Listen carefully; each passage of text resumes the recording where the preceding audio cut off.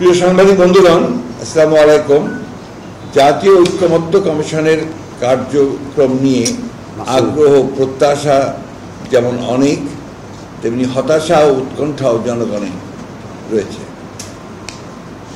বিএনপির পক্ষ থেকে আমরা যেমন 6টি সংস্কার কমিশনের কার্যক্রম সক্রিয়ভাবে অংশ নিয়েছি, তেমনি ঐক্যমত্য কমিশনের প্রতিদিনের আলোচনায় আমাদের প্রতিনিধিগণ কার্যকর অংশগ্রহণ করে চলেছেন।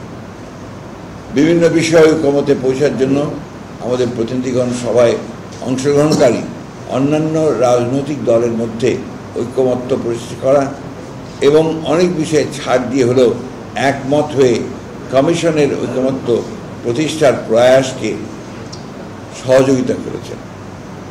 কিন্তু দীর্ঘ আলোচনার পর সংস্কার কমিশনগুলো যেসব প্রস্তাব পেশ করেছেন তার বিপরীত কিংবা নতুন নতুন প্রস্তাব উত্থাপন ও তা নিয়ে অনেক সময় অচলাবস্থা সৃষ্টির কারণে কার্যক্রম বিলম্বিত হচ্ছে। ঐক্যমত্য প্রতিষ্ঠার আগ্রহী বলেই আমাদের প্রতিনিধিগণ ধৈর্য ধরে আলোচনা শুনছেন এবং তথ্য প্রমাণ যুক্তি দিয়ে সঠিক সিদ্ধান্ত গ্রহণে কমিশনকে সহযোগিতা করছেন। রাষ্ট্র পরিচালনায় গুরুত্বপূর্ণ কতিপয় প্রতিষ্ঠানকে শক্তিশালী করার নামে জনগণের নির্বাচিত সংসদ, নির্বাচিত সরকার তথা রাষ্ট্র কাঠামোকে দুর্বল ও অকার্য করার কোনো প্রস্তাবের যুক্তিসঙ্গত বিরোধিতা সংস্কারের মূল উদ্দেশ্যের সাথে সঙ্গতিপূর্ণ বলেই আমরা মনে করি। জনগণের দ্বারা নির্বাচিত, জনগণের কাছে দায়বদ্ধ এবং জনগণকে জবাবদিহিতা করতে বাধ্য কোনো সরকারকে গণতান্ত্রিক রাষ্ট্র ব্যবস্থায় দুর্বল ও অকার্যকর করা অবশ্যই সংস্কারের মূল আকাঙ্ক্ষার সাথে সাংঘর্ষিক। ফলে এমন কোনো প্রয়াসে সমর্থন জানানো সংস্কারের মূল উদ্দেশ্যের পরিপন্থী বলে তা থেকে বিরত থাকার অর্থ সংস্কার প্রক্রিয়াকে বাধাগ্রস্ত করা নয়, বরং এই প্রক্রিয়াকে সহযোগিতা করা। প্রিয় সাংবাদিক বন্ধুগণ, 6টি সংস্কার কমিশনের মধ্যে পুলিশ সংস্কার কমিশনের বিষয়ে এখন আলোচনায় আসে।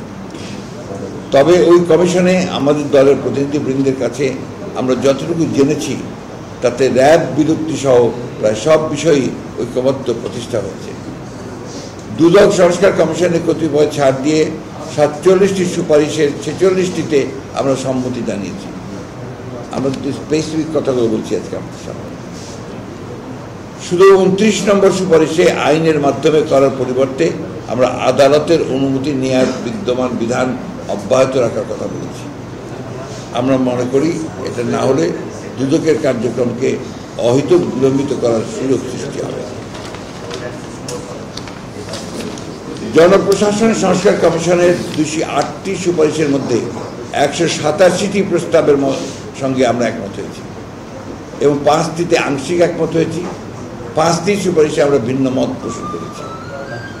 11টি প্রস্তাবে আমরা একমত হতে পারিনি, যেগুলো দেশে প্রদেশ সৃষ্টি, পদোন্নতি ও অন্যান্য প্রশাসনিক অসঙ্গতির বিষয়।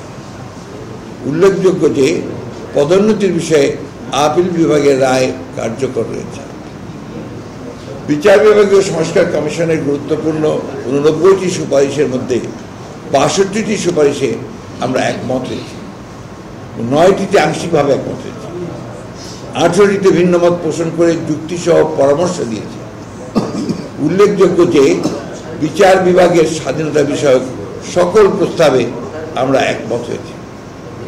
প্লিজ কথা বলে। তবে এর কিছু বিষয়ে নির্বাচিত সংসদে আইন প্রণয়ন কিংবা ইতিমধ্যে অধ্যাদেশ হলে তা সংসদে র্যাটিফাই ও সাংবিধানিক সংশোধনীর প্রয়োজন হবে। নির্বাচনী ব্যবস্থা বিষয়ক সংস্কার কমিশনের 243টি সুপারিশের মধ্যে 141টিতে আমরা একমত হয়েছি এবং 14টিতে আংশিকভাবে একমত হয়েছি। 64টিতে আমরা ভিন্ন মত সহ একমত হয়েছি। অর্থাৎ এসব বিষয়ে পরিবর্তনে একমত হয়ে বিভিন্ন আইনে ও বিধিতে সংশোধনী অধিকতর কার্যকর হবে তা প্রস্তাব করেছি। 24টি বিষয়ে আমরা একমত হতে পারিনি। উল্লেখযোগ্য যে নির্বাচনী ব্যবস্থা সংক্রান্ত 12টি আইন ও 6টি নীতিমালা আছে। এই বিষয়ে রাষ্ট্রীয় সংবিধানেও নির্দিষ্ট বিধান আছে।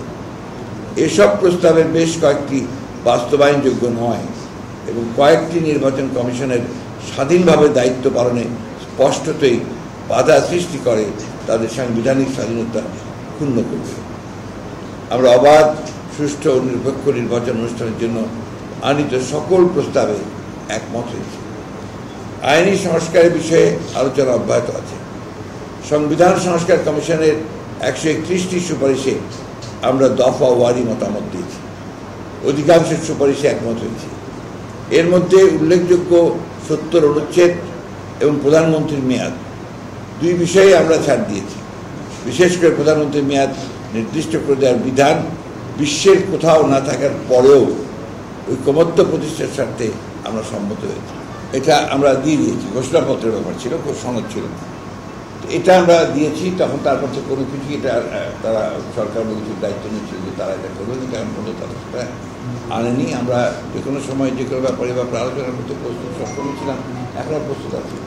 এই ব্যাপারে আমাদের কোনো সমস্যা নেই।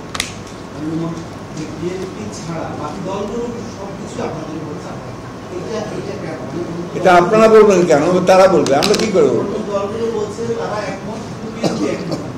আমরা তো আপনাদের সামনে সমস্ত অথেন্টিক ডকুমেন্টস দিয়ে তুলে ধরলাম।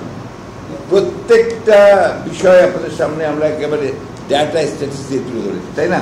সুতরাং এই ক্ষেত্রে আর কোনো প্রশ্ন থাকা উচিত